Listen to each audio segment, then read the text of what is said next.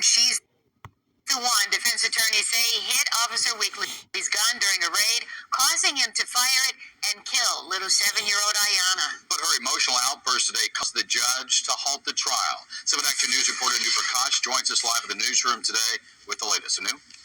Well, Jeff, it was testimony that was really tough to listen to. This grandmother says Officer Weekly fired instantly the moment he entered that house. I'm laying there screaming, asking somebody to help my granddaughter. Because he just shot her in the head.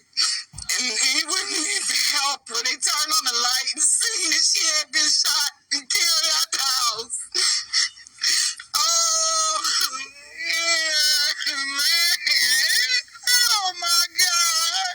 Oh, Jesus. A highly emotional Myrtilla Jones wails on the witness stand this afternoon during the retrial of Detroit police officer Joseph Weekly. He's accused of involuntary manslaughter in the death of Jones's 7-year-old granddaughter, Ayana. It happened in May of 2010 during a raid on a Detroit home as police were searching for a murder suspect. Jones says she was on one end of the couch and Ayana was sleeping on the other end of the couch closest to the front door when Weekly entered first and instantly fired his gun, hitting Ayana in the head, killing her. Why you do it? Please tell me. Why you come in my house like that? Weekly's defense has been that Jones lunged at him and hit his gun, causing him to accidentally pull the trigger. Listen as she defended herself and lashed out at Officer Weekly. You killed my grandbaby. You killed her and you trying to blame me. You know I never touched you, Mr. Weekly. You know I never touched you. You know you're wrong. She was only 7 years old. She was only a baby, man. She was sleeping. Weekly sat stone-faced, and within moments of that outburst, Jones was escorted off the witness stand. On her way out of the courtroom, she continued to shout at Weekly. I get no sleep. The flashbacks. I wouldn't wish them on nobody in the world. Not even you. It was so intense in that courtroom. Now, after that, the judge reminded the jury that they are not to decide this case based on sympathy or emotion. Now, because of what happened today, she said they will resume the trial on Monday in hopes of giving them all time to soothe some of those emotions. Like Ayana Jones, she's the one. Before I get started, I'd like to give all praise, honor, and glory to Yahweh, by Hashem, Yahweh Shai, by Hashem Rakakadash, to the elder apostles, and elder bishop, a great millstone, and the men on down. I'd like to give them double honors. No, I'm not affiliated with GMS, but I do believe that they're teaching the 100% truth according to the Bible. To the 144,000, the elect, and the rest of the elect, Shalom. I like to call this video, "This place is not for you, Jake." So as you just seen, this police officer came into the house, shot this little 7-year-old girl in the head, and tried to say it was the grandmother's fault because she wrestled with him with the gun and the gun went off. But if he's a trained police officer and he a man and he's wrestling with an old woman, I don't see that happen. Physically, he should be stronger than her if he's trained. Physically, he should be stronger than her. It shouldn't have been no wrestling. And he just boys up in the house. He should have been physically able to just throw her down. There shouldn't have been no back and forth. She shouldn't even got close enough to get to him where he's shooting.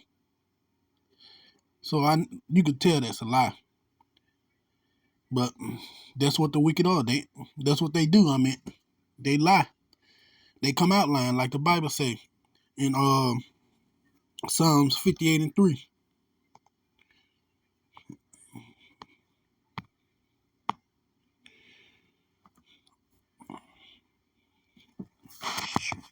Slack it, brothers.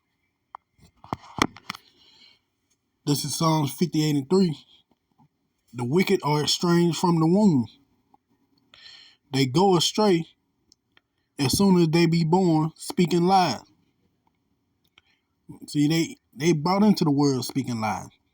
Not saying they're a baby and they can talk and they know how to lie, but it's just saying that's how easy it is for them to lie. It's like they were born doing it. And you can see from his face that he didn't care. Up that line, oh yeah, I can hear him. Yeah, she lunged at me and hit the gun and my finger went off because I was caught off guard. You know that's a lie.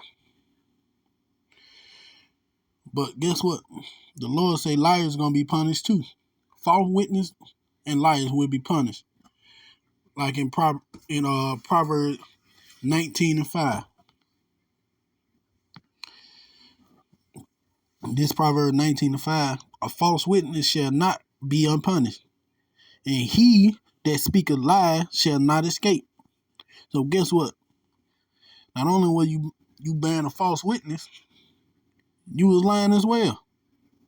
So guess what? Either way it goes, you ain't gonna escape the punishment the Lord have for you, Esau.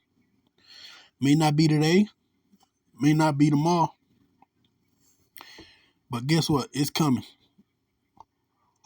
The Lord gonna get you. So even if that rigged up ass trial that y'all got, you get, even if you make it, even if they say you're not guilty, guess what? The Lord gonna get you. Yahweh Hashem Yahweh Shai got you in this crosshair. So don't think you done got away with a quick murder, because that's what it was. Cold-blooded murder. And like the scripture say, thou shalt not kill. And that's when they talk about killing is murdering. Because there's a righteous killing if you're trying to defend your family or protect yourself from someone who's trying to kill you. But what you did was a murder, especially against a little 7-year-old girl. But that's one of the but as you can see, he didn't feel bad about it. He didn't really care. He was just really looking like he ready for all that to be over with, which is the pride of Esau, because this here is their kingdom. They get away with it all the time, so he feel like he do it. But we all know pride goes before destruction. Let's get that scripture. Proverbs 16:18. Pride goes before destruction, and a haughty spirit before a fall. We're gonna look at that word haughty in the blue letter Bible. So give me a second.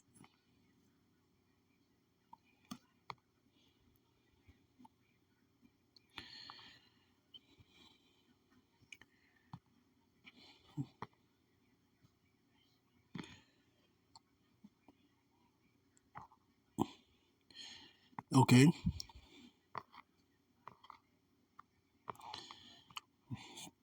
Here we go.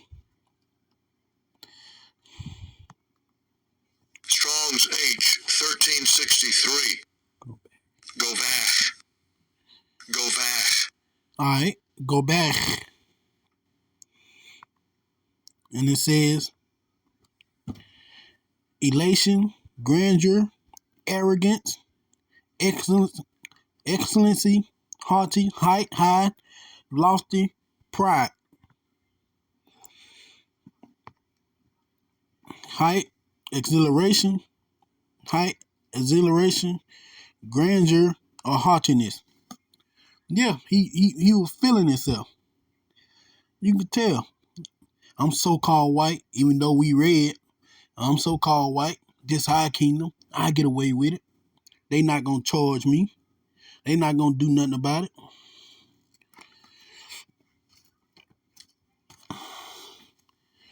Because he feel like, hey, I done seen all the rest of them. A lot of them get away with it. I'm pretty sure ain't nobody going to charge me for this. Especially when the judge talking about don't decide on emotion, trying to make sure they can go talk to the jurors, that they don't use their emotions. But guess what? If it was the other way around, none of that wouldn't have happened. They probably went on with the case with the woman screaming and hollering if that was a so-called Jake, the one who did it. They'd have definitely led on emotion. They'd have definitely hung him on that. But like the scriptures say, fret not for an evil man or the wicked, because there's no reward for them.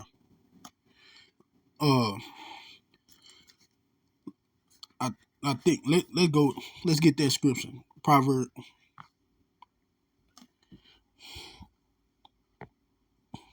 24:19-20. Fret not thyself because of evil men, neither be thou envious at the wicked. For there shall be no reward to the evil man. The candle of the wicked shall be put out. As I said, you're gonna get dealt with. Maybe not today, tomorrow, or a month from now, but you're gonna get dealt with.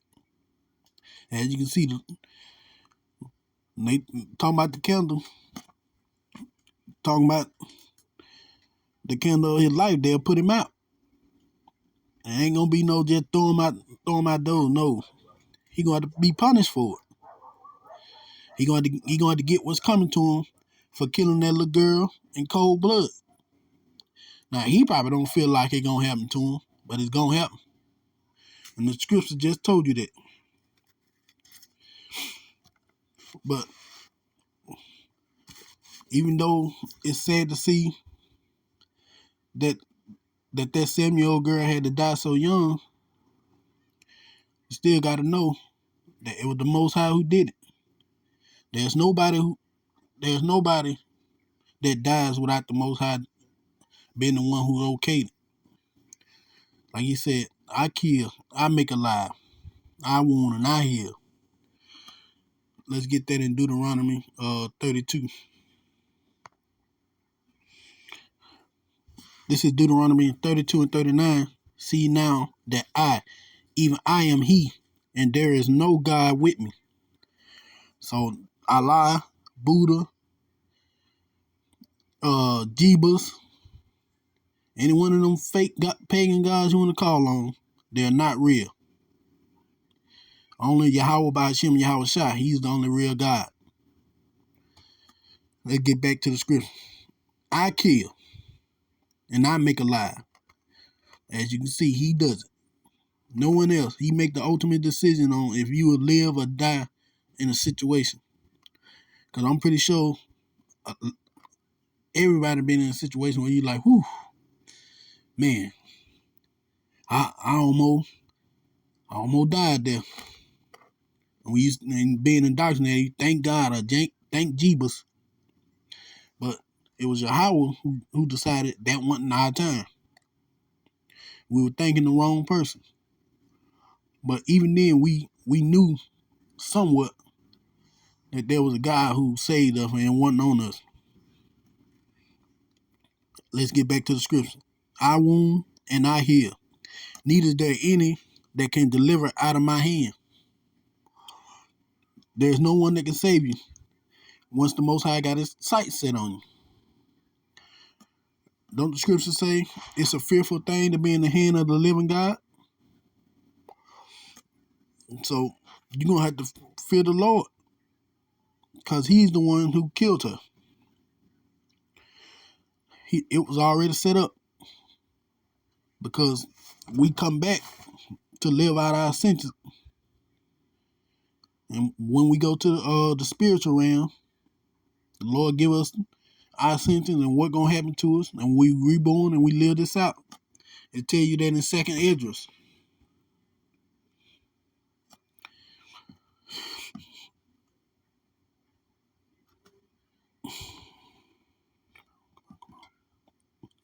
All right.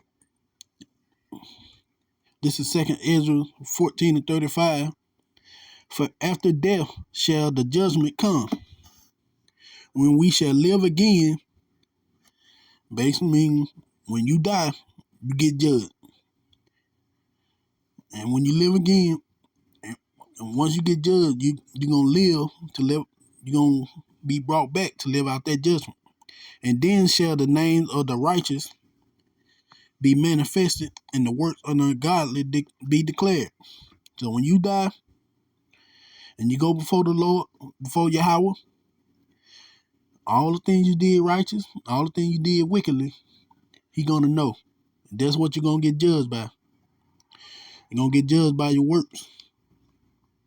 So at the judgment is issued, you get something back, and you gotta live out that judgment. Like I said, even though it was sad that 7-year-old girl got killed, we don't know what she did in her past life for that judgment, for her to die by that kind of judgment. But we still give all praise and honor to Yahweh by Hashem Yahweh Shai, because all His judgment are righteous judgment. There was no wickedness in it. That spirit did what it did in one life, and it got judged in the next. You can get mad about it. You can say, "Oh, that's wrong." That's just the honest truth of the Bible that they not gonna teach you in Christianity. You will serve out that judgment, as you seen here in 2nd Ezra just told you.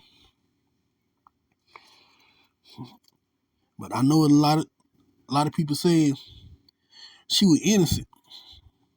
Like I just showed you in 2nd Ezra, you get judged for your past life, and they tell you who perishes being innocent.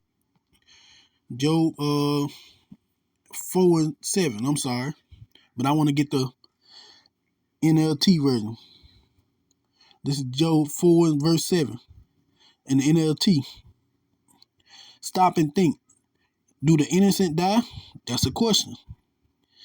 When have the upright been destroyed? Another question. Verse 8. My experience show those who plant trouble and cultivate evil will harvest the same. A breath from God destroys them. They vanish in the blast of His anger. Basically telling you there's nobody who died that was innocent.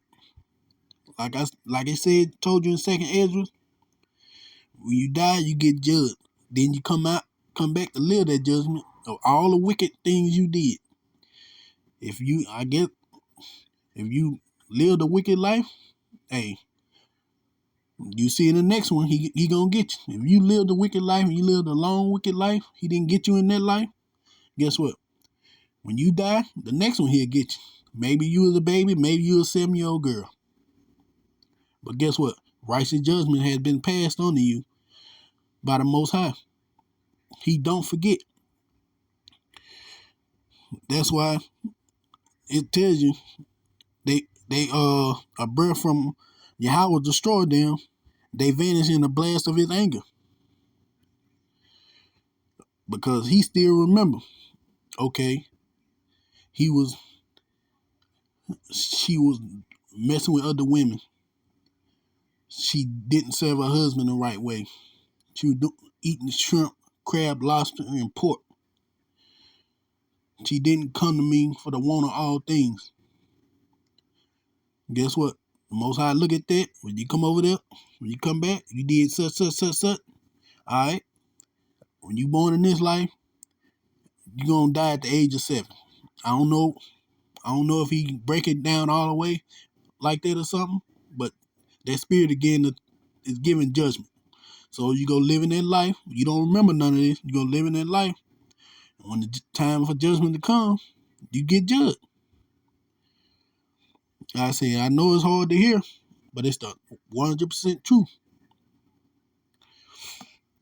The Lord gonna judge for all the stuff you see. It's the Lord do. Everybody who got killed. Just like it told you in Deuteronomy 32 and 39. The Lord killed them. He signed off on it. If anybody recovered from let's say a life-threatening cancer illness, it's the Lord who did it, because he healed. Anything that dealing with life or death, or just life really life and death itself. He's the one who do it. He signed off on it. I know they told you in Christianity that that God, that he don't do it, it's the devil. Yeah, the devil carry out, but guess who signed off on it? The Most High, like he did with Job. Didn't he not tell the devil he can do anything he wanted to Job but take his life? And the devil did everything he could to him but take his life. That also shows you that the devil is not the spiritual devil. I'm sorry, Salaki for all that. The spiritual devil, the spiritual Satan, is not doing stuff against God. He working for him. He working for the Most High. He do not do independently stuff. Cause Yahweh, there's no one who does anything independently of Yahweh Ba'Shem Yahweh Shai. No one. That includes the spiritual Satan. I know y'all like think Christianity told you he do all this stuff. No, he don't. Whatever Yahweh speak and say do, he do it. That's what the scripture tell you in Job. I don't know how they get past it.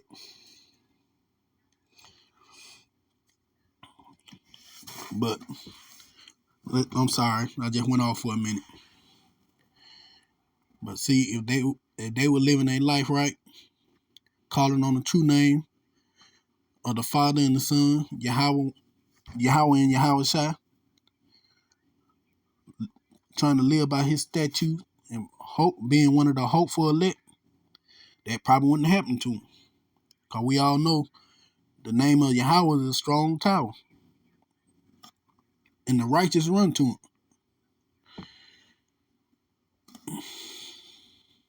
Let's see.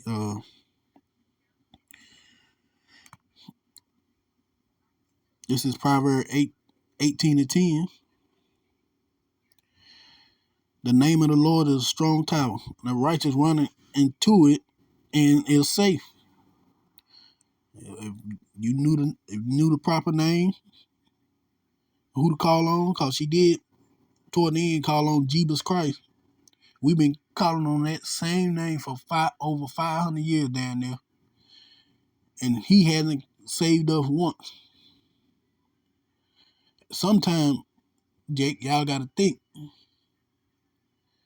how am I calling on the true name of Yahweh and Yahweh Shai, saying God and Jehovah and Jebus and Yeshua and all this trash ass shit y'all want to get in, and you still ain't getting saved from your trouble? Because them are not the names. They're not the name of the Son and the Father. So you got to get up out of that, but only if you're the elect where you get out. In front of the looks of it, they probably not. I don't know. She can be walking down the streets tomorrow, running to the brothers and learn the 100% truth and be brought back to the fold, and she'll start calling on the true name and start living her life right. I don't know. That can happen. But as of right now, her calling on that name Jebus and all that other stuff, and thinking that there's equality here in Babylon, it's not gonna happen. Cause this place here, it vexes you. They study remind you of what kind of place you're in. Study remind you that you're still in captivity, that it ain't over. I was watching the Netflix movie Harriet today, by Harriet Tubman. It was a pretty decent movie. They were pushing that Queen of Heaven thing, which kind of made it a look unbearable. But just to see the stuff that our ancestors went through, how every day wasn't for show, the beating, but also the what the Edomites like to call the Negro spirituals. Every time I heard one of those spirituals, it would bring tears to my eyes, because coming in and learning the truth, I really felt the spirit of those songs and who they were crying to. It really kept bringing me to tears to see that we felt like we felt, and we were getting killed like we were getting killed. It hurt. It hurted my soul. It hurted my soul to hear those spirituals every time they sung one. And she would sing one whenever she tried to get the slave to come out and meet her. It was more like code for them. It was a sign of how should I put it? Basically speaking in code word. You know how some people use different bird sounds to communicate. It was like that, but they were using the old Negro spiritual song. And with knowing that, man, it broke my heart hearing it, because I know who they was singing them to. They probably at that point in time, they had been over here probably 200 years or so they done lost the name of Yahweh, Bashem Yahweh Shai. They didn't know that no more. But they still had the song that more likely passed down from generation to generation. And it broke me hearing it.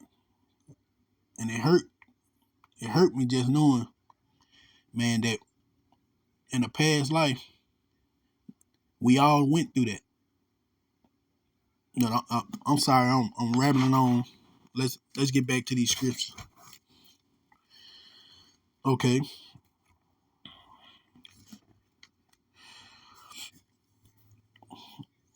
I'm sorry. Let me get back to where I was.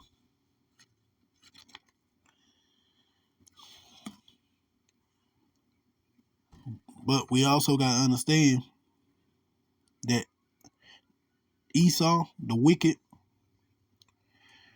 they also ministers to the Most High, to against those who done wickedly. So if that's the case, he probably, when the 7-year-old girl when that spirit got judged in a past life, he had already set it up to where he was gonna use Esau to be the one that do it, because they're ministered to him to deliver good or evil. Let me get that scripture. This is Romans 13:4. For he is a minister of Yahweh to thee for good. But if thou do that which is evil, be afraid. For he beareth not the sword in vain, and the new sword is a gun. They don't have to use the regular swords back in them times. Now the new sword is a gun. So he won't use that gun in vain. For he is the minister of Yahweh, a revenger to execute wrath upon him that doeth evil. So like I said, you get your judgment in the afterlife, you come back and live out that judgment with her whatever that spirit judgment was for what it did in the past life. Yahweh Bashem Yahweh Shai used Esau, like he said, a minister, a revenger, execute his wrath, and righteous judgment was done upon her. Like I say, is it sad? Yes. But it's righteous. And it's what the Lord had already commanded. And I don't know about y'all, I'm not going against nothing that the Most High put into motion.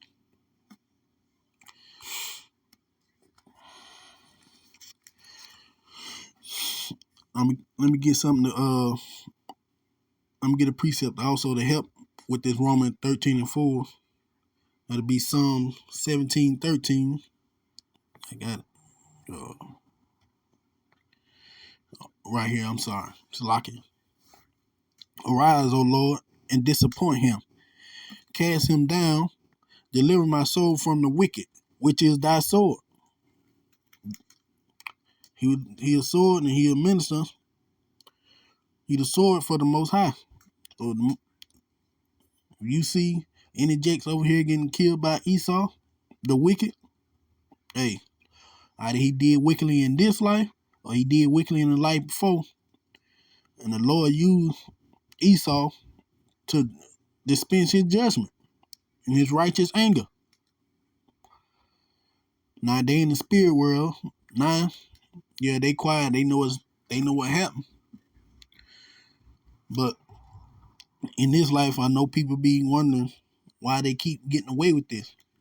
Cause the Most High is letting them do it. He letting them build up all their evils, all their wrongdoing, until he gonna destroy them. They gonna have to, hey, they study writing that check, and you better believe that the Most High gonna cash it. And Yahweh willing that I be there that day to watch it, that I be part of the hopeful elect and watch them it once they get that judgment put upon them. We know one thing. I know one thing. If I don't be part of that 144,000 and that 1/3 they gonna live, at least I'll be in the king. At least I'll make it in the kingdom and see them as slaves. One way or another, I'm gonna get my joy out of what they done. That movie Harriet really put it into perspective for me, just how wickedly these people did and the evils they done to us. There's no way people can just sit here and say they can get away with this, with everything they did, and be okay with that. There's no way. You can't tell me you feel good when you say that. Whether your friends or not, hey, they gonna have to go into captivity. They gonna have to be destroyed like we were getting destroyed here, like we get destroyed here in Babylon.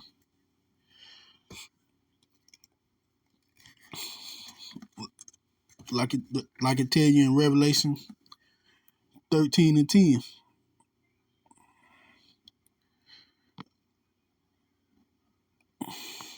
Let's see. This is Revelation 13:10. He that leadeth into captivity shall go into captivity. And he that leadeth with the sword, he that killeth with the sword, Salakia, must be killed with the sword. Here is the patience and the faith of the saint. I got faith that Yahweh gonna do what he say he gonna do. They gonna have to go into captivity. And they gonna be killed with the sword. They gonna know how it feel to be chased down, to be gunned down. Know that fear that, hey, they definitely right around the corner, getting pulled over. You done tighten up. Soon the police car get behind you, tighten up. Set straight, on both hands on the steering wheel. All that gonna come back over them. They gonna have to, I'm sorry. I'm not sorry. Yeah, y'all gonna have to die. Y'all gonna have to die. Y'all gonna have to be a slave and y'all gonna have to die. All that hanging, all that throwing the babies to the alligators, the skinning, the lynching, the eating us. Now we ain't gonna eat y'all. You ain't gotta worry about that. You ain't gotta worry about that. We ain't sick like y'all motherfuckers. But y'all gonna have to experience that in y'all captivity. And it's gonna be 10 times worse.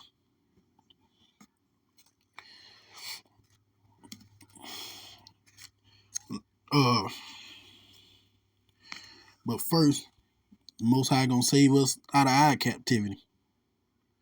He gonna put us in our own land, so we ain't gonna have to fear. That's how you know the Jewish man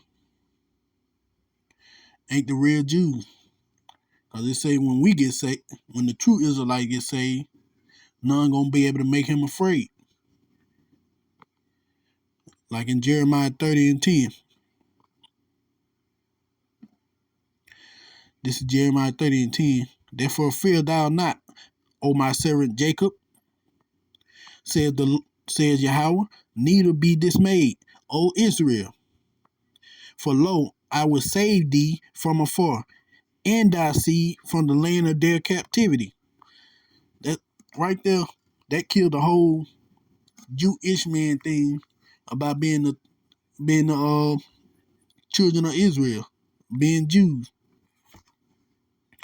because they're not in captivity.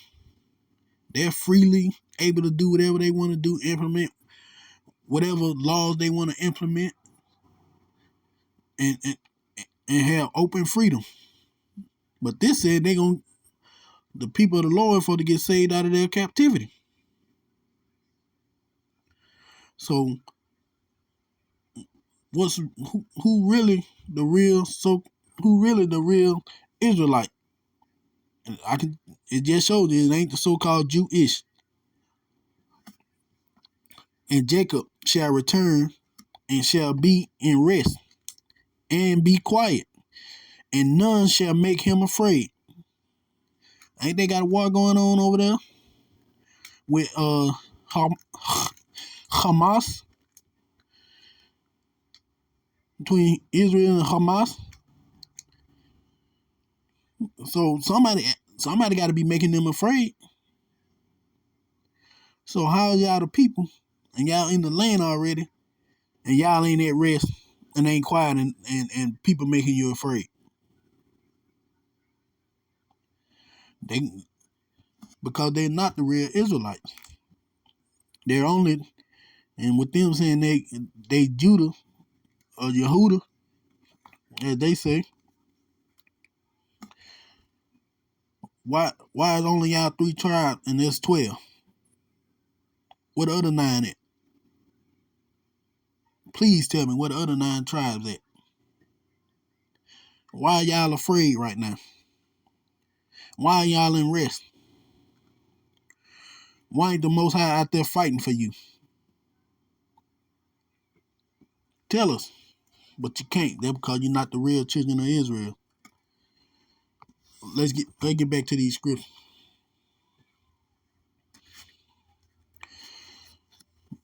But don't worry. Even the Jewish, who really the Edomite, just like the Edomites over here in America, hey, they got judgment coming for them too. The whole house of Edom gonna be destroyed after they do they 1,000 years of captivity, like it tell you in Obadiah 18.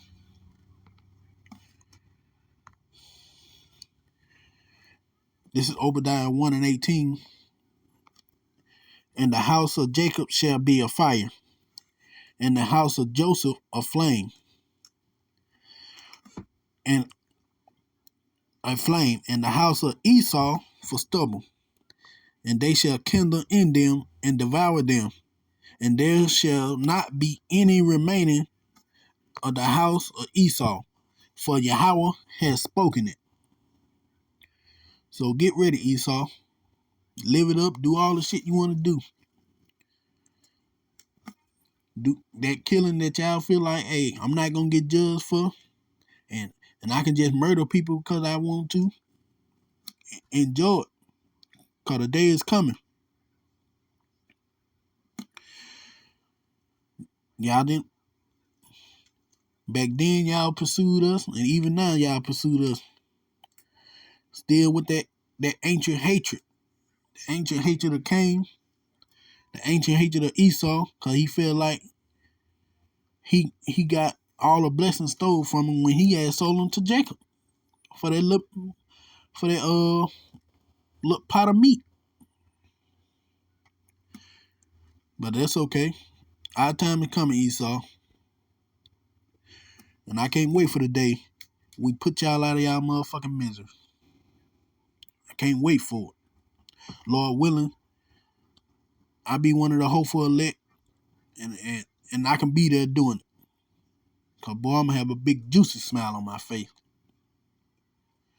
But this is the end of my video. I hope it was edifying. And before I go, I'd like to give all praise, honor, and glory to Yahweh Ba'ashem Yahweh Shai, Ba'ashem Ruach, to the elder apostle and elder bishop of Great Millstone, double honor for help teaching me the 100% truth according to the Bible, to the 144,000 and the rest of the elect, late Shabbat Shalom, and to the next video.